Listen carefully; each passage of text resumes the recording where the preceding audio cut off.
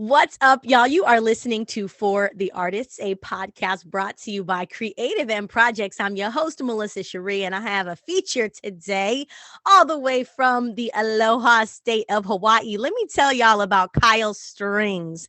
And you know what? Of course, you got to spell it STRNGZ because, I mean, would he really be an artist if he spelled it basic? No, he would not. He's a 90s baby. All right. He's from the big island of Hawaii, Hilo district. He got his start in music at the age of 13. Okay. With the father of the artist, Ryan Reverend Chocolate of the Average Jones, which is a Hawaii top 40 band. He began his career in small dive bars in Hilo, which I actually went to Hilo for the first time this year, but we'll get into that. As he grew up in life, he grew up in music. I love that. He accomplished various things.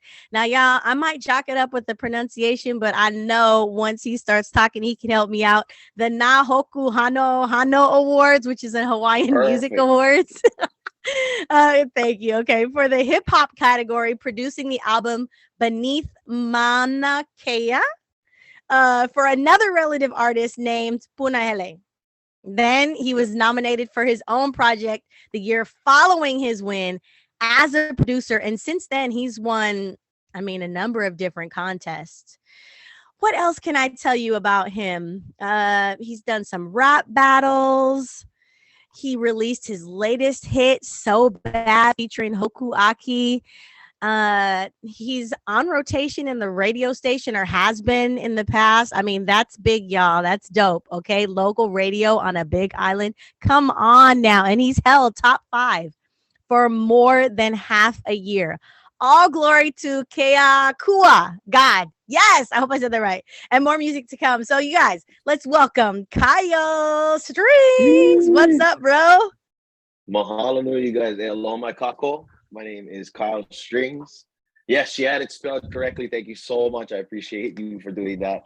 And it's because a lot of people like that's basically it. Is I just didn't want to conflict like the way it's spelled and then the way it's like, you know what I mean? And also to just give people like a visual like heads up that my music is gonna be like a little bit unorthodox, like especially coming from the island. Like there's a big criteria that you have to have like being an island artist. But then I just grew up listening to a lot of things, as you can tell from like the bio. Like my dad is into like metal and top 40s, and he grew up listening to like he's first listened to like hip hop, like Run DMC and like Mm-hmm. Grandmaster Flash, and then watched Ozzy Osbourne on MTV, and then it changed his life. He wanted to be a rocker forever. And then it kind of like made it added influence to my music. I grew up in like kind of like a semi-Filipino Hawaiian background. My mom Uh-huh. is Hawaiian and my dad's Filipino. So there was a lot of like different music going around in the house, like the traditional Hawaiian music, like Israel, Kamako Viva Ole, Makahasan. And then we also had like my mom used to listen to like Prince, Tina Turner. My dad used to listen to like Michael Jackson, Eddie Van Halen, like all kinds of music. Not just like music from our island, but everywhere. And I feel like not just Bruno could be doing it. That's a goal of mine one day, to get up there with him and then maybe even feature, but also to like give more perspective on the island music, because there's so much like music out here. There may not be like a lot of like nightlife stuff, but there's definitely like a lot of like music festivals and of different genres and stuff like that. But sorry about that. That's just a little Dope. boot to boost up the background. I love it. No, we got to boost up the background because you have a background for real. KYLE, you know what Hey, I thank you, love? Mahalo. Because right now, there's like, just in culture and society, people are really interested in the diversity aspect, right? They want Mhm. diversity everywhere. But I think sometimes we fall into these labels of like what diversity is. You know what I mean? It's like just because I'm Filipina or you're Filipino, it doesn't mean that we like all of the same things, that we have all of the same thoughts. You know what Yeah, I'm saying? yeah, I It's like definitely agree on that. you represent you, but then you represent all. It's like this weird thing. So I really appreciate that you talked about all. I mean, like talk about diverse. Like you Yeah. have some diverse influences, and that's pretty sweet. It makes you who you are. Talk to me about, because you said something about like unorthodox. What do you mean? What do you mean? Like, how is your music Basically, unorthodox? I guess it's one of those things I gotta let the music kind of do the talking. But if you Spotify is a good example. If you go on there and you look at like my discography, all the stuff that I've made from like 2018 to like now, it changes in vibe and feel and genre. Like you would think because I'm from an island, it's gonna always have an ukulele in there, and like metaphorically, it's there. And then like if you really pay attention to the production, like I hide it in there sometimes too, even in my hip hop stuff. But that's what I mean by that is that like I see like Polynesian culture is branching out into different like genres. Like Wayne, we had this guy Wayne Nihipali that's from here and is like now doing country music and he's like killing it. Like he sounds like he's lived in Nashville, but he's a big island boy, you know. And then on the flip side, I'm very influenced by this group called Sudden Rush. I actually got a privilege to play with them at the last Pure Aloha tour in Vegas. It's like this big Hawaii appreciation type of festival that goes on out there, and we were one of the headliners. Unfortunately, there was like a gunfire incident, and we had to like cancel our second half of the set. But I did get up to a point where I finally got to like perform in a different state for the first time, and with music that comes from here, and it was reciprocated very well. I don't think it was us that caused the gunshots, but for the people that were there and vibing, they really liked it. But that's what I mean about unorthodox. Is like I want to be able to like go to a bit more festivals representing the island, not just like my mix of cultures, but the whole island as a whole. Like the island I grew up with, like everybody plays everything, and then like I see Hawaiian musicians killing like top 40 music. I see like there's a big academy of like people like Bruno that are all of many like race and stuff and looks, and they're just geared to perform in the islands because in the islands it's like a lot of tourists, it's a lot of visitors. So like being able to produce the right sound, because sometimes like you have to like play something that they might connect to get them to be relevant to you, to remind them, okay, we're both human here, we listen to the same stuff, we can agree on some things. And then you hit them with the traditional, like the falsetto Hawaiian music, and it takes them back to a time when music was like appreciated more for like the what the art preserved, like not just culture, but like some music. Like for us, like there wasn't a lot of like the ukulele back in the old traditional day. There was more of like the ipu. The ipu was like this gourd, and they hit it, and it's like we're very percussive. So like I notice now in modern music that is integrated with Polynesian artists, they still have like those like they sing with the drums type of deal, and it's like I want to incorporate that into like say my R&B catalog, into my rock catalog, into my you know what I mean? Just be able to find a way for us to expand. And that's the biggest thing right there is expansion in creativity. Like, because we're only going to be able to do same things so many times until it's like we get compared or we get, like people are going to be like, not so like take the message so heavily. Like out here, we have a lot of on our radio cover songs, like, and it's cool. And it's really nice to see the reimagination of these songs from the Polynesian artists, because they have like different vocal ranges and different deliveries and stuff. So that's what makes it interesting. But I wanted to take it back further. Like if we're gonna like remix stuff, like let's remix like oldies or like, like a genre that doesn't necessarily exist anymore, because to preserve it, right?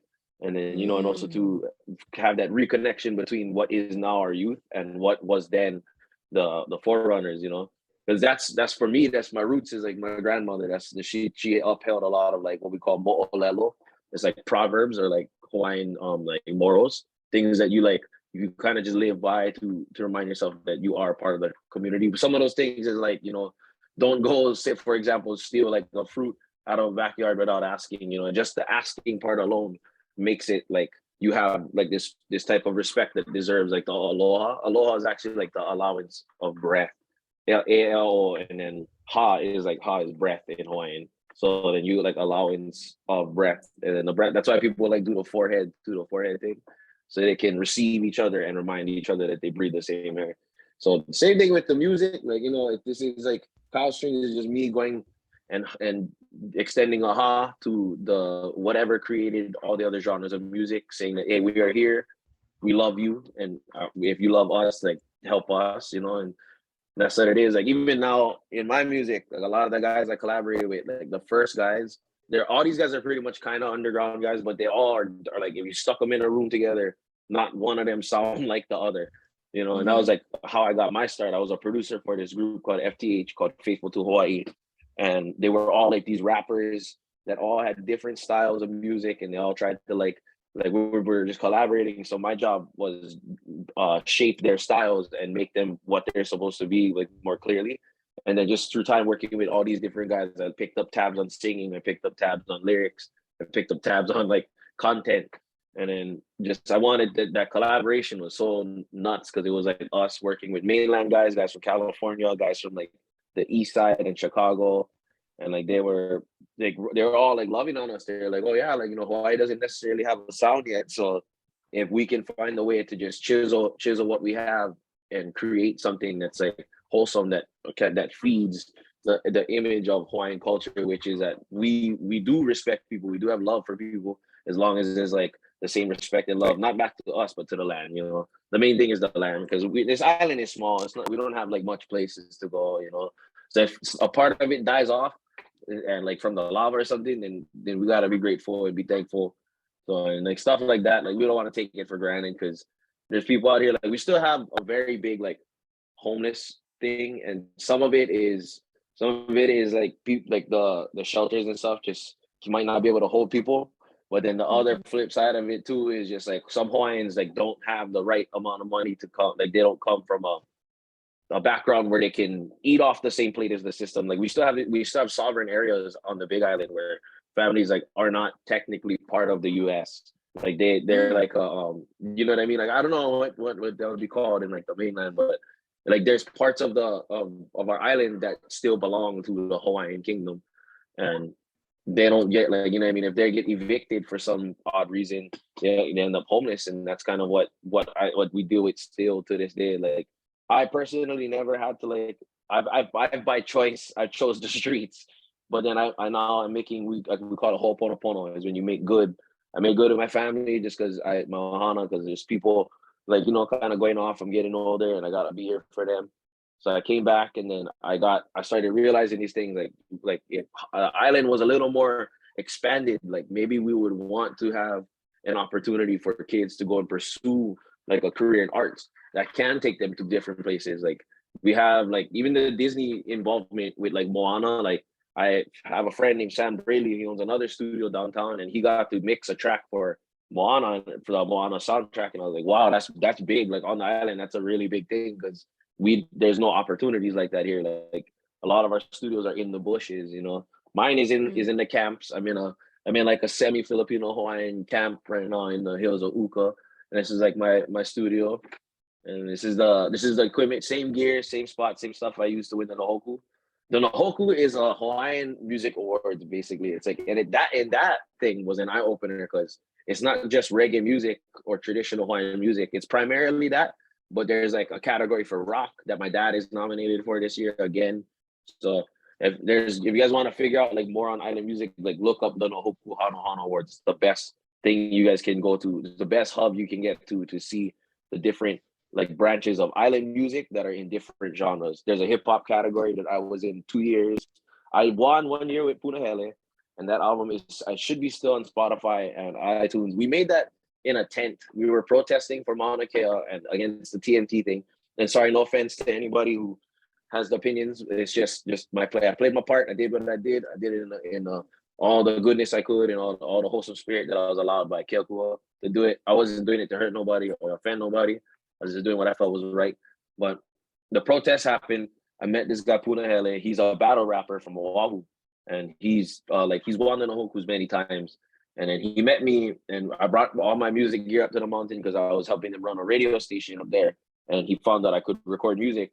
And then I in a tent, we set up a studio with wind blowing, with like heavy rain coming. We still recorded the album. And I didn't think he was going to do this, but he, like a year later from that, I came back down to the hill and take care of my stuff here. And then he put it out in the Nahokus and we won. I ended up getting like a random Facebook message one day at my dad's house. And I was like, just about to go like shower and use the bathroom and stuff. And then it says, oh, you won the Nahokus, congratulations. Da, da, da. Like, what? And then my dad heard it on his TV and he was screaming from upstairs. And he was like, holy shit, dude, you won. And I was like, I don't even know. I didn't know what I did. And then yeah, my friend filled me in later. He was like, "Yeah, I put the album up. Like, good job." Basically, what my involvement was is I made all the beats on the album, or majority of them I made, and then I featured on some songs. But then I helped another co-producer. His name is Rocco the Magnificent. He's this kind of Samoan guy that came up, and he like helped us mix everything and all of my beats to his vocals. And then my involvement was just to get the thing sounding crispy. If he needed something changed, I was right there. I could change it on the spot with like the MIDI pad. And then we were we like kind of overtook the program a little bit. From our tents, we set up a small stage, and we were like doing like what we call ho'olalea. It's like a music festival, and we just had all the as a way to block the road peacefully. We made a concert on the road and brought everybody to like the road and by our tent, and we were just playing music loud. Like we had a small drum kit, and I had my amp that was going out of somebody's car. A bass player was playing out of like a homemade box, and we were just like just jamming for the people that really wanted to fight for the same thing we were fighting for. And that's what inspired him to like put the album out, and then I got my credit for it. That was my introduction to like getting anything. Because before that, I was just like a closet producer. I just work in my home and make music that me and my friends like listening to in our cars, driving around in like lifted Toyotas and subs and stuff like that. But yeah, that's you know, sorry, I don't say earful, but you know, have these opportunities. I'm sorry. Hey, I got a question. Yes. Because you know what? There's a lot of people that are closet producers, closet singers, they're like Yeah. whatever it is. They're in the closet. They haven't come out. The world doesn't know. How long were you a closet producer? And how did you come out? Like, who helped you come, out of hiding? Were you in there a long time or what? I guess coming out of the closet. Pause. But yes, by terms, the way I got out was my dad. Pause. And it's my dad's a musician too. You know, he's been doing it longer than I have. He grew like graduated high school in the 80s, went to the military like not soon after that. And then he found a way to like have the military pay for his music career. And he just like went and played rock music all around the world, like in Korea. He played in like the Philippines. He played like in small bars in America, and even a festival they got to play like opening up for like Def Leppard and stuff. Like but he ended up coming home to raise me and my older sister. So because he didn't know, he like visited, had met up with my mom, and then did the thing. Went, he had to go back, serve, come back, and then he found out that he was having us, so he decided to stay. And then like, but he's born and raised from here. They're all from Hamakua. And then freaking. He like the producing anyway, that came from my dad had this magazine called Guitar Player World, and it came with a disc that had Sony Music Acid Studio 6.0, and he gave me the disc, and because he didn't know what to do with it. My dad's a like tape recorder, like analog producer. He does it all on tape and stuff, which is really cool to see him do. But then like he gave me the disc, and I had a stolen computer from the school that I was at, because I was a janitor too by the age of like 14. I had a day job. I had a weird life. I was a janitor, and it wasn't stolen, but they said it was broken. So I was like, yeah, I'm gonna take it, and they didn't respond back. And then I was like, okay, I'm gonna take it. And then I took it, hooked up an old TV to it, and then put the disc in, downloaded the software, and then from there I was blown away. I learned how to use the grid, like how I do now in Logic, Pro Tools, and Ableton. Like if I never got that disc, I don't think I would have ever started. And I started with like me putting loops together, and then like, because from my music background, I was like, oh, how I want to put my own guitar, you know what I mean? I want to play like the stuff that we play live, like. And then I found a way to like bootleg. Like my dad had the auxiliary cable that went to the guitar, and that's I just used to play like guitar over drum loops. And then my school heard me like playing beats one day, because we used to have these little random ass rap battles in Waikea. And then like with just the band kids, and then sometimes I just come in, I have a little speaker and I play my beats, and then just people are going in and it's, who made this beat? I can't find it on YouTube. And it's like, I made it. And then they're like, oh dude, you're a producer. Like, and so like I just slowly like learning more and more music as I went on. Like, and then honestly, I gotta give credit where credit is due. I used to go to this church called New Hope Hilo, and I was part of the media team. I used to make the music that plays during the videos when people are like waiting for the pastor to come up. Like I was the guy that made all that like music. Yeah. So like I was doing it for God too. I was doing it for Keakua. Keakua is God in Hawaiian. And I was doing it for the right reasons. Yeah, see, I wasn't all that bad. Like I wasn't like a straight up punk ass kid. I was trying to be nice. You know what I mean? Just the world, Babylon got us down, man. Can't tell you the Hawaiian. We're very passionate people, so it hurts even more when you hurt us because all we want to do is love on you guys. But then from church, ended up getting a computer from like every great artist from an ex. I was living with her first time living on my own. Decided to get her own place. She had a computer to do photography, and it came with Logic. And I was like, I asked her if I could like use it and stuff. And then, relationship ended. I kept the computer. A year went by. She asked for it back. Broke my heart again. I'm kidding. I'm kidding. But yeah. Ended up learning how to use Logic. Ended up getting my own gear. And it was a sad run because like every time I have a bad, not a habit, but this is computer number 6. Ever since I've figured out how to make my own MacBook, like put it together from other parts.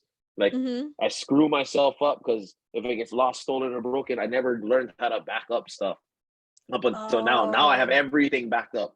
So like I can't like pull from the archive. I have stuff saved as like a one file, and like so I might do something with my SoundCloud later. Because I still believe in that culture. I just haven't mapped out what I'm gonna do with that lane yet because it's a very delicate thing. SoundCloud is like it's still around, but it's not as like I wouldn't say it's as popular as it was like in 2018 or 19 or even 16 and 15, like when it was like bringing artists like like the Little Yachty, X, like all the younger rapper like artists in that lane. But I'm still gonna do it as like a thank you to all my real fans. So like for everybody listening here, if you guys are really interested in my music, and not just the stuff that like I have to filter out because coming from the island, like you don't want to put out like a heavy like metal album and you're coming from like Uka because people will like look at it differently. You can put it out as a way to build your catalog, and that's what I think SoundCloud is so cool for because I see music that are on artists' page that you don't find on like their Spotify and stuff. So it's like the bonus tracks. So I think I'm gonna do that with all my unreleased like hip hop music, unreleased R&B, and I even tried like a blues record because my name KYLE STRNGZ comes from me and my dad always like playing guitar. A lot of my music, if you listen to majority of it, it's all influenced by strings. Like there's an element of like guitar, bass, drums, ukulele, violins, like a harp, like everything that has to do with strings. Like, the whole thing is like I grew up in music through that. I wasn't really like a singer or a rapper or anything first. I just used to play like Polynesian music on ukulele, like the whole play behind the head thing. I grew up in this school called KYLE Intermediate, and they have this course called Polynesian 1 and 2, and you have to like learn how to play behind your head with ukulele at like the arrival of ships and stuff like that, county fairs, and then like competitions. But it's really good because that's what preserves our culture. It's art. That's the main thing that preserves our culture is the art that we still have and we're allowed to play. So I gotta say mahalo nui to you guys for considering us as like not a rare art, but an art that is not seen often. Like I see nothing but love from you guys. Like when you guys come for like Merry Monarch and stuff like that. You guys are like so interested, and that's what we want from you guys. We want you guys to be curious and be like, "Oh wow, what is this song about?" Like they said, this song is about this flower, but this flower comes from this place where this chief died, and you know what I mean, like et cetera, et cetera. So that's like where the music comes from. How I got out of the closet is like trying to find a way to be different than my community, but be different in a way that betters the community. So like my dad, the rock music was involved. My mom's influence was like the radio. She like listen to anything on the radio from like UB40 to Capena to like Israel to like I grew up on a heavy influence called Kalapana, and I would encourage people to try and listen to their music. They're like an old school band, but they're like a fusion kind of oldie sounding band, and it's that sound is like ahead of its time. Like I even listen to modern artists now, like Mama's Gun and like Wolfpack, like more band style music. That's like very similar to what we used to listen to traditionally. So all of that in combination pulled me out. Besides I started in like a punk band, so I always used to play like in Blink-182 cover bands, like singing like All the Small Things and you know what I mean. What's My Age Again and all of that, and then it grew into like wanting to. I just always had this hunger to get on a bigger stage and a bigger stage. Like I don't really get stage fright. My dad had like a Jackson 5 relationship. Like he used to like spank me if I played the wrong chords. But like I grew up and realized like actually all of that helped. All of that was like it made me like a good musician. and one that appreciates the music enough to give you guys a good show. Because when you come to the islands, the shows are expensive. It's like $40, $50, and it's $60, and it's like not even including the beer gardens and stuff that are in there. So my thing with my goal for the future of the island music is when you guys come and you guys see like a show that's like a festival show and it is a little expensive, you see my name on the lineup. You know what I mean? I'm not a Hawaiian that you cannot reach through those social media. Like hit me up and be like, hey man, like, you know, what can I look forward to with your set? You know what I mean? Like you can be like, yeah, I like these kinds of music. What do you got? You know what I mean? Because I grew up playing covers all my life and playing in bars. Like my music is very like it's very how the unorthodox thing is too is like the last song I have is so bad, and that was me trying to like get on the radio out here, and I kind of manifested that. It happened. I was just like studying all the best music that came from the radio over here, like in that year, and then I tried to make something similar that would fit the category, but then it's also my style. Like it's not taking away anything that I want to say or do with my voice. And then this, I have this song called Wine, which is very, it's like people are gonna be like, oh, he's like culturally disrespecting, or but I don't see it like that. I see like I did my best to respect it, but reggaeton, that's another genre that like I want to introduce to the islands, like the dance hall vibe, like this the stuff. I want to get you guys moving when you guys come to shows. I want to see people dancing and like like making these memories that like you get like at these things. Like I remember a lot of my like first kisses and my first kiss. You can only have one of those. I had like maybe 3 or 4 at 3 different shows, and it was like it was always during like there's the band playing like my favorite song, and I just remember like those moments. Like Kalohe Kai was like a big one. They have that's like the guys that did the Ian Tongi song, the Cool Down, that band that wrote that song. I remember watching them live at a whole nother in Hilo, and I was like under a truck trying to like make out with this one girl that was like that she used to call me a loser in school.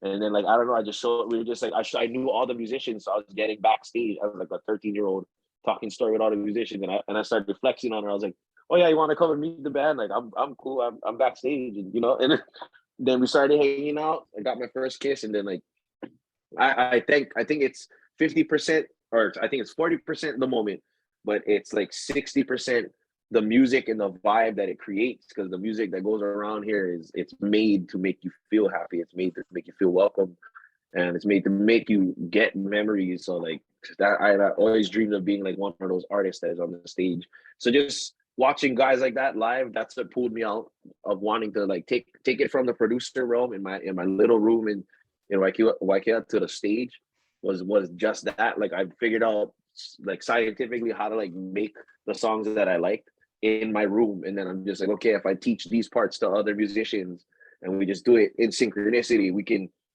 get to a bigger place. And I just kept chasing that dream and chasing it and chasing it, and you know, here we are today. That's what got me out of the closet. I'm still in the closet, but my goal is I'm getting reached in America right now. So thank you for the artists for doing that. You guys making me feel like Hawaii has a voice and we can finally like reach out to more people, you know.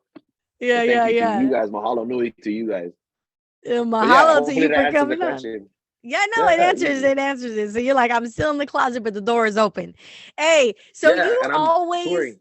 go ahead, go ahead, go ahead.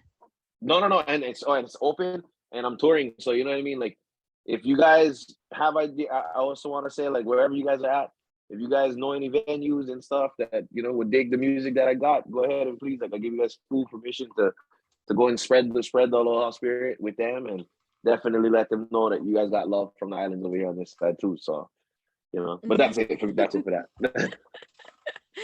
So Kyle, you did always have like a dream. You dreamed about this. It wasn't like Yeah. you just love music. It's like, no, you dreamed about sharing the music, being in front of people from a young age before 13. Because I know you started at 13, but how young were Yeah, you when you that's when started I counted. having visions of this dream?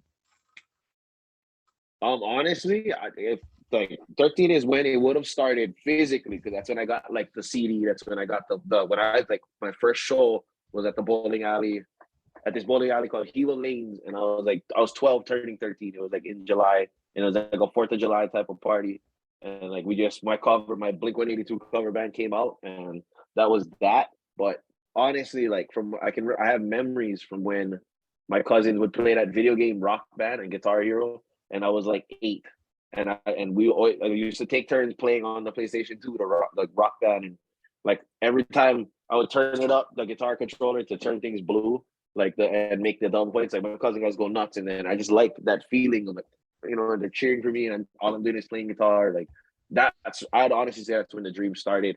And then I thought I was cool at singing, and because I had an MP3 player back in the day, like a Walkman that had a speaker, and I had the song "Carry On My Wayward Son," and I started playing that loud, and I started singing it to my dad, like right in his ear, like a little kid. I just climbed up into his, and I was like, "Carry on!"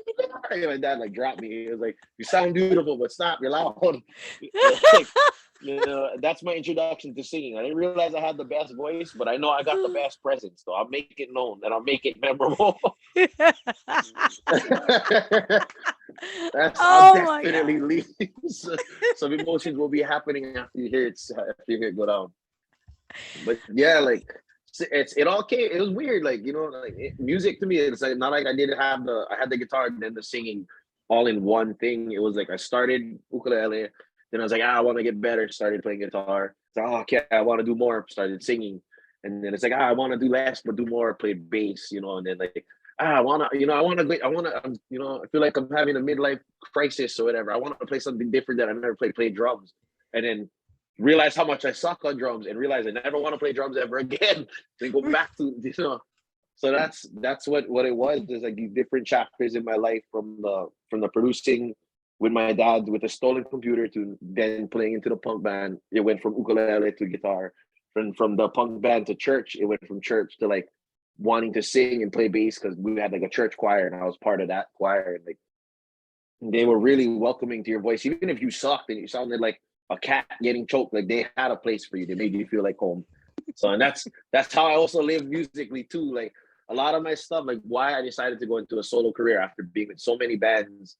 It also explains the name because the name doesn't have the I, right? So this is the first career that I'm doing everything on my own and like kind of like trying to guide myself and just follow the word that comes from the sky about where to go, and then like follow my heart and what I feel is right.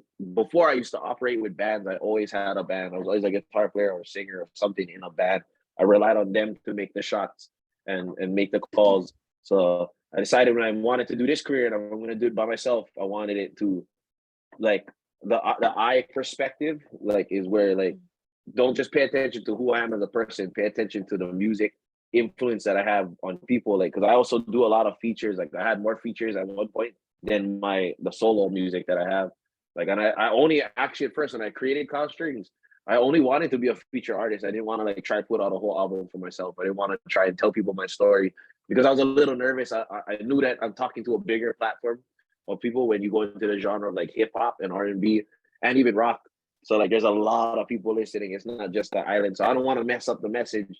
But then X, Y, and Z happened with my life, like in and out of being homeless, in and out of school, in and out of jobs, like in and out of relationships, everyday stuff, everyday life stuff that everybody has to go to find their way. Pressure makes diamonds. I ended up getting the bravery to do these things, like, and then the hip hop thing came about, and I just did everything to my heart. I didn't do it to offend nobody. I didn't do it to like get on any one person's side. It was just to produce what I felt inside, honestly, and to the fullest of my extent. So like that's how it switches up with the music. Like it's every season phase I go through, I'm learning something different. So my music is never really gonna be the same. It'll be influenced by my fans and what what message my fans get from my music now and how it relates to them in the future. That's how it's gonna be influenced with the messages. And then I like to match the message with the music, like the even like the intros for some of my albums. The first one, it's very much not a genre. Like listening to that, you're gonna have to like just kind of take a deep breath and get ready for the ride. Like kind of want to just appreciate what is there and understand how that music is not a box. Like you don't have to be confined into one type of like thing. But now, as I'm getting older, I want to feed a certain group of people that is like helping me out, and not specifically any race, just the ones that like genuinely have love for me, like you, and like a lot of the people that I see at my coffee shop that are just like I don't think they're just getting on the music because I'm from the island, but because like I'm from the island and I have a same message that they grew up with, that they miss hearing, you know, that they needed to hear because we lose human like influence of emotions as life goes on. Like nowadays, like people are kind of just like pass a guy on the street. And but like this music is like kind of like a hug. It reminds you like, hey, it's like me giving a ha and being like, I love you. You're here with me. We're together. We're gonna get through this together. And you're not the only one feeling it. And so all that is just to sum up all of that.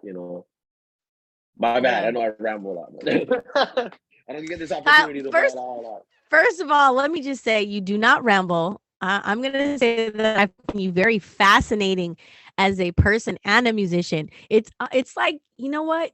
Like you have like rich soil.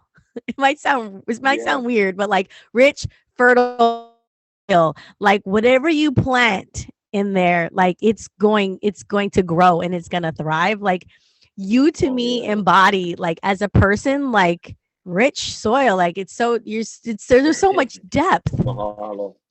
to you Thank as you. a Thank you. person, and it in your music. Like, and it's not even like you're trying to do it. It's just, I don't think you're rambling at all. I love everything that you're sharing. My question I have for you though is, so it's like you had a dream when you were young, and you're doing Yes. so many things, and you're working with so many people. Would you say that you're in a space where you feel like you have you're living the dream, or you're still in a space of I'm pursuing that dream or that thing? Have you That's a thought good about that? question.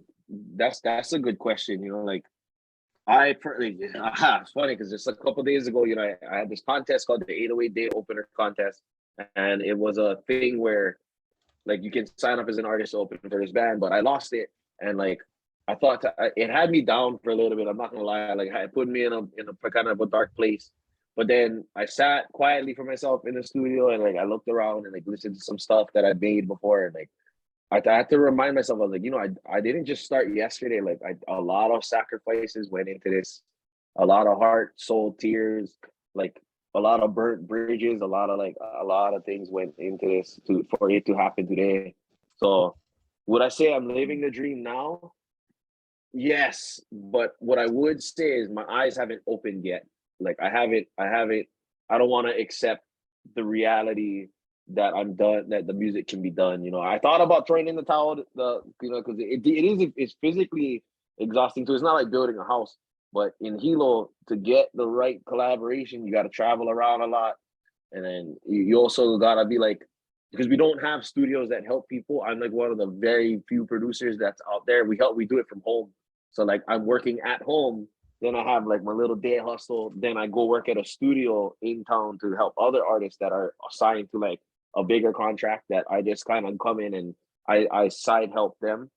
So like Mhm. that's the dream. That's for me. I told myself when I was younger, if there's a way I can make a living from doing this, and that's, I guess I did.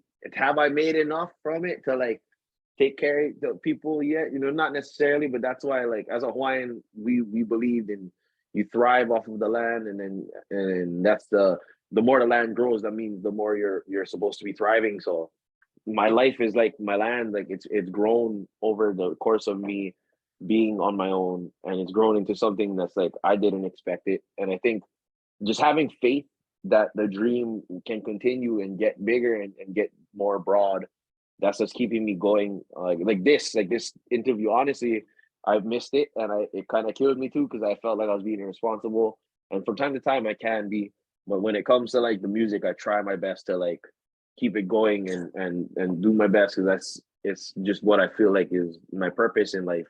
Because I've been born and raised for it. I came out the womb hearing my dad play music, guitar, and sing, and he like we our lives revolved around it. Like we gave the relationship together because of it. So I feel like that's there for a reason. And then the dream for me is to be able to touch a lot of people with the music, just in case, like if something were to happen to like me or anybody, at least the music lives forever, and they're always gonna have that hug. to just throw in, like throw on some headphones and they feel that hug that comes over them. Then I'm there for you. I'm gonna die standing on the morals that I was raised with, the moral that I was raised with, and it lives on in the music. And it's the same thing with our culture. Like we as us Hawaiians, like we're down. People are like, oh, there's not a lot of Hawaiians left in the world and stuff. And that's it's true, but it's also not, because Hawaiian is not dignified by blood. It's dignified by morality, by what Mm-hmm. you believe is love. And that's my way to preserve my culture, is show the love that I have in my music, and then like So Bad, on the surface of it, that's like my hit right now, and people are like, "Oh, you know what that song's about?" It's kind of a love song, but it's also like me trying to imbue self encouragement to people, because Mm-hmm. I myself battle with that sometimes. Like that's why I love music, because off stage I'm very awkward. When it has nothing to do with music, I'm very like shy. I don't really talk that much. Like, but when I get on stage, it's like I get possessed. Like I feel like I have to say these things, and it's also like honestly the things that I've wanted to talk about for a long time. People reciprocate it, and they're not like, "Oh, you're just crying, you're just being a baby." They're like, "No, fuck, I felt that." Like the music it hit, and I was like, "That's exactly what I designed before." Like, because sometimes that's people understand music faster than they do the words, and that's also where like I want to remind people that when you get into the listening to island music, the you're actually expanding the belief that there's still Hawaiians there, because it's not in the blood, it's in the belief that that spirit exists. And it's like, you know what I mean, we have things called hanai, where people get hanai'd into Hawaiian families, where like, like you could totally be like German, and then they hanai you, and then, you know what I mean, like through your own process of finding life, you end up part of the ohana. It's Mm-hmm. and it's there's people that believe differently, and then there's people that believe in it, like, and it's not black and white. There's a lot of different textures to the Hawaiian culture, and that's what the for me, what I feel like my music is supposed to be doing for people, not just the people on the island, but on people on the outside, is to like kind of change the vision up a little bit. Like, understand, we go through stuff too. We go through heavy stuff. Like we don't have much like shootings and stuff, but we do Mm-hmm. have like, like people getting mobbed, like people getting, you know what I mean, robbed and stuff like that. Not just like tourists and stuff, but like people have drug problems, like, and stuff like that. And that's like our island's music has has put a veil over some things, because we don't want to chase people away. But at the same time, like, I think just the way the island is and how beautiful it is, they're gonna come. But my job is, with my music, the dream is to get people to see the more real side of the island. Like, we still battle with every problem that everyone else deals with in the world. We still deal with that, just different variations. It's like a different multiverse of like different things, but it's all the same problem. Like, people are still dealing with poverty out here. People still dealing with drugs. People still dealing with identity crisis. Like, people don't know who they come from, where they are, because like there's a lot of mixed culture. I come from like the plantation area. It's called Hamakua. So that's like a lot of like mixed Hawaiians, mixed Filipinos, mixed Portuguese, mixed Puerto Ricans, mixed blacks, whites, Asians, like all kinds of people, like so many different variety. But then like they believe like, oh, you have to look a certain way to have this music. But that's not true. Like, I'm a Hawaiian and I do unorthodox music on purpose, because music is your feelings. Music has to be like the soundtrack to your heart and your head. When you go through experiences, like, you hear music in the back of your head. Like, if you're in the water with a shark, you're gonna hear dun dun dun dun dun dun. You know what I mean? You're trying to kiss a girl under a truck at a music festival, you're gonna hear "I love you, girl." You know what I mean? Like, that's that. I want to be one of those guys that can create moments, and that's the dream. That's honestly the dream for me. And am I living it now? Yes, because I'm influencing you guys. But do I feel like I want to open my eyes and call it done? Like, okay, I made it. No, I want to get to the Grammys one day. I'm putting this all into the universe. I want to get to the Grammys. I Mm-hmm. want to get to like, like the Lollapaloozas, the summer jams. I want to be able to play at like the big festivals, like, because I feel like the live. I see enough live music to know how to like make it worth it to go to a show, and not just for the listener, but for the musicians too. Like I do some pretty wild stuff in my set. Like, sometimes we freaking. I remember one time we did like the electric slide, like in Mm-hmm. in a in a in a place where it's like all one genre of music. All of a sudden, we just bust out like Michael Jackson or the electric slide, and just see like people get nuts, like just go down and just start the like boogie in the yard. You know what I mean? I like that kind of stuff, and I want to introduce that vibe to the mainland. You know, like bring back the backyard parties, bring back the, you know, especially after COVID, how that screwed up everything. That sucked for us because we live off of like, oh, you want to come eat, come auntie get birthday party today, auntie get grad party, come house. Then there's like a band playing, like that's the lifestyle we grew up with. There's always auntie, uncle, we knew everybody, even strangers. Like after all, pull them in, hey, this is your cousin. Da, da, da, da, da. I mean, that's the island is safe like that. But people, when that part gets infected by like, you know, poverty, people leave each other for stuff, and then like, or drugs, then that's where the music gets dark and it gets grim, and then but that's the part that you don't see on the other side, of the marketing side of Hawaii. And that's what I want to kind of like remind people of. Like, don't, I'm not gonna be the guy just throwing it out there in their faces, but I'm gonna be the guy that's like, hey, you know, you love this type of music, go ahead and listen to that type of music too, because it'll tell you they're talking about the same things, but one is from a perspective when that stuff was around, and another is from a perspective when it's not there anymore. It's an invasive thing.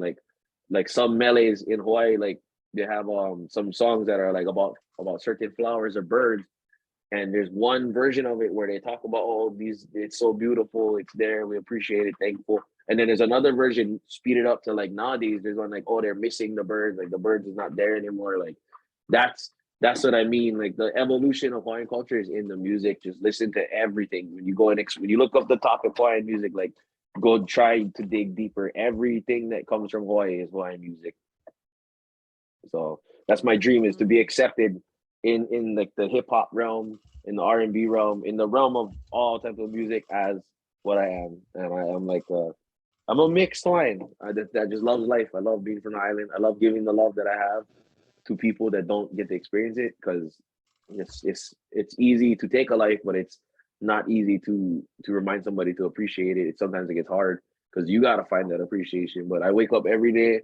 I'm literally under Mauna Kea right now. Mauna Kea is our biggest mountain. That's where they're like trying to put the telescope and stuff.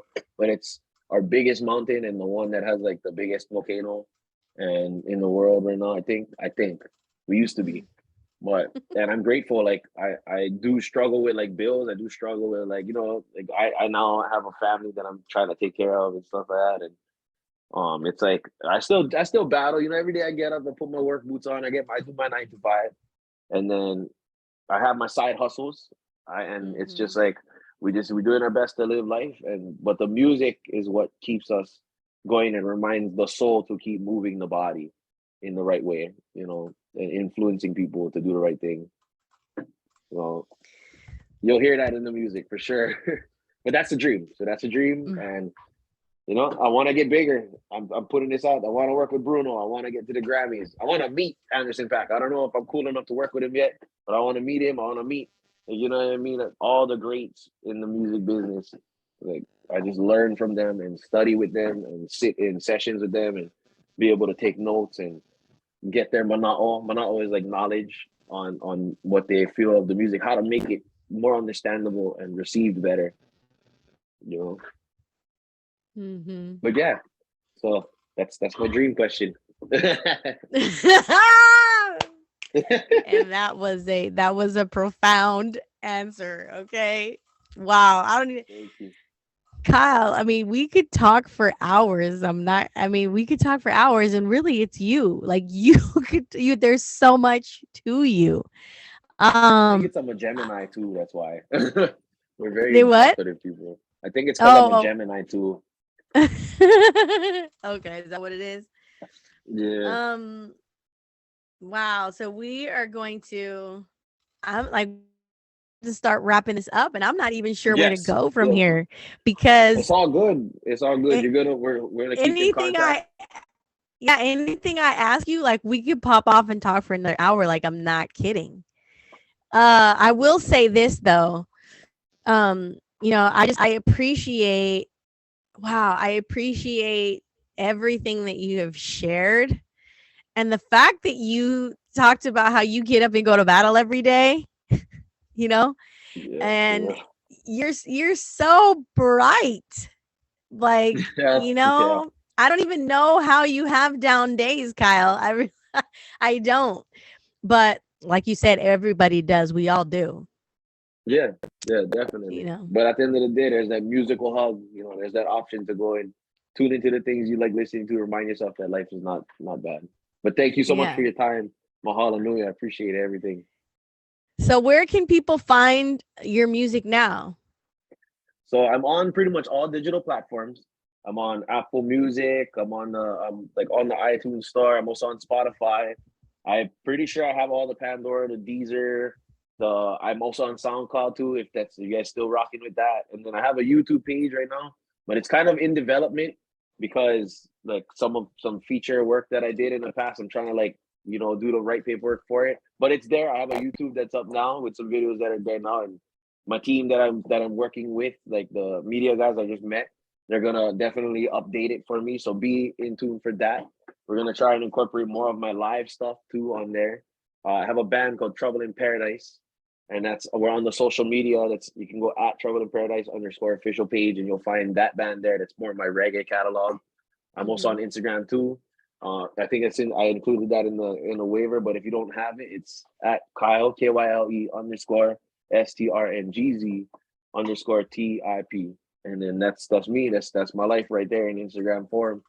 Um that's all the platforms I pretty much have, but I'm willing to go further. I want to do more research on the whole how title works because like I didn't get that far yet. That's the thing about Hawaiians. We're now discovering fire with this music distribution. So I'm getting Mm. on that. Yeah, like owning your own LLC and stuff like that. I actually started without doing that, and now I do have all of that in place. So just kind of collecting my music back is like the challenge. But that's one thing that I hope to gain with all of this is all the producer guys that are gonna watch this, all the artists are gonna want to link up with some Hawaii artists and teach them the ropes, so that we can expand their music too. Yeah. So, but that's where I'm at. I'm on iTunes, Spotify, SoundCloud, YouTube, Pandora, I believe as well. All that good stuff. Okay, so you guys heard it. You can find Kyle Strings, STRYNGZ. Sorry, STRNGZ. No Y. See, look at I'm jacking it up. STR No, it's all good. and GZ. All right. So find Kyle. Find Kyle. Kyle, the next time that we have a conversation, hopefully I'm over on the island talking to you Yeah, we need to do for this in part person. I two. can set up something. I can definitely set up something. I got a home studio, not a home studio, but I got this place called Loihi Studios.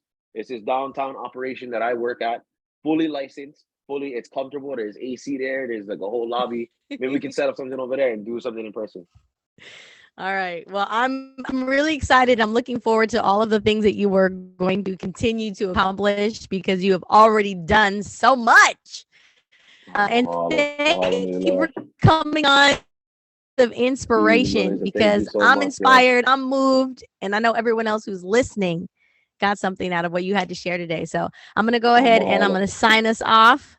Mahalo to you. But you guys have been listening to For the Malong polo. Artist, which is a podcast by Creative M Projects. We've been talking to Kyle Strings. You must follow, you must check him out because he's doing, not only is he doing big things, but he's bringing big aloha spirit vibes and energy to the world. Okay. So get you some. Until next Yeah. week, y'all already know what it is. I want you to keep creating from the inside out. Peace.